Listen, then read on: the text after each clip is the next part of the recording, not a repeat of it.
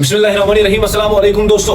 Pentagon, white house और America के defence experts के होश उड़ चुके हैं। वजह एक ऐसी खबर आई है जिसने पूरी दुनिया को हिला दिया है। चाइना के 16 चाइनीज मिलिट्री कार्गो एयरक्राफ्ट एक साथ तेहरान में लैंड हो चुके हैं। इस वार के शुरू होने के बाद से ही ये चाइना की तरफ से ईरान को भेजा गया सबसे बड़ा मिलिट्री एयरक्राफ्ट बताया जा रहा है। एक तरफ डोनाल्ड ट्रंप डील डील चिल्लाए जा रहे हैं, पर जमीन पर चाइना और ईरान का ये दाव दिखाता है कि ये युद्ध अब एक अलग ही फेज में एंटर कर चुका है। चलो दोस्तों, जल्दी से बैठो और इस आग उगलते मिलिट्री एयरलिफ्ट और यूएस चाइना के हिडन गेम का एकदम देसी और आसान भाषा में पोस्टमार्टम करते हैं। वीडियो को एंड तक देखना, क्योंकि स्ट्रेट ऑफ हार्मूज पर हुए नए हमले का सच आपको दंग कर देगा। तो दोस्तों, पहली पूरी क्रोनोलॉजी और डिटेल्स को एकदम आसान भाषा में समझो। जब से ईरान और यूएस इजराइल के बीच ये वार वायलेंट हुई है, बीजिंग ने तेहरान की मिलिट्री हेल्प खुलेआम बढ़ा दी है।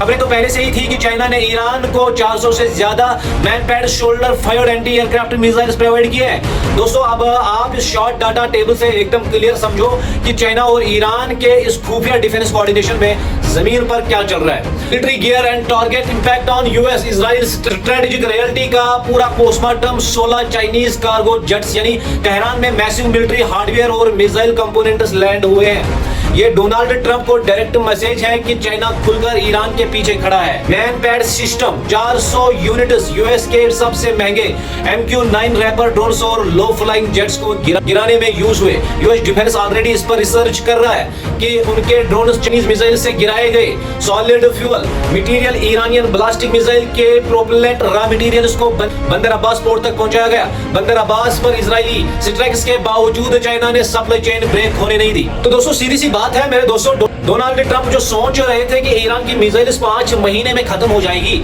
वहां चाइना और रशिया ने सप्लाई लाइन ऐसी सेट कर दी है कि युद्ध चाहे 5 साल चले, ईरान के पास वेपन्स कम नहीं होने वाले। दोस्तों, अब आते हैं इस वीडियो के सबसे बड़े जियोपॉलिटिकल और इकोनॉमिक ट्विस्ट पर। यह जंग सिर्फ इजरायली ईरान यूएस ईरान की नहीं है, बल्कि पर्दे के पीछे ये अमेरिका वर्सेस चाइना की प्रॉक्सी वार चल रही है। ट्रंप का असली प्लान था कि ईरान पर प्रेशर बनाकर वहां से चाइना जाने वाले ऑयल को रोक दिया जाए, जैसे उन्होंने वेनेजुएला में किया था।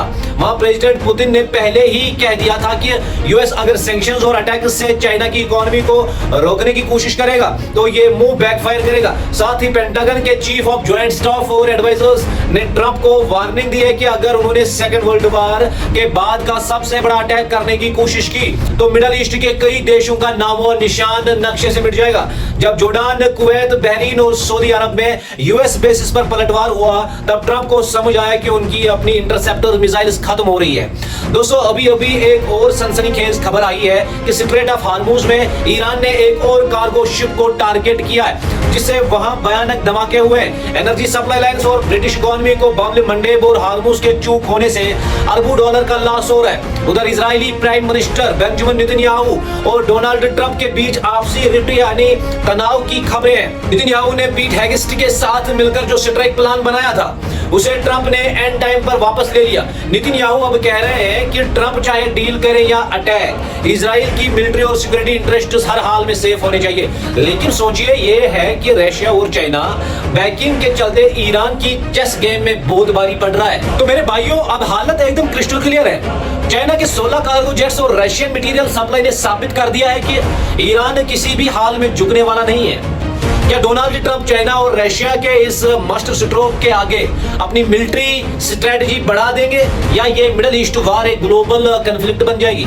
अपनी राय जो है वो कमेंट बॉक्स में जरूर मेंशन कीजिएगा, क्योंकि आपकी राय बहुत ही कीमती है। और इस वीडियो को ज्यादा से ज्यादा शेयर कीजिएगा, हर एक इंसान तक, हर एक घर तक इस वीडियो को फैला दो, ताकि लोगों तक सच आ सके।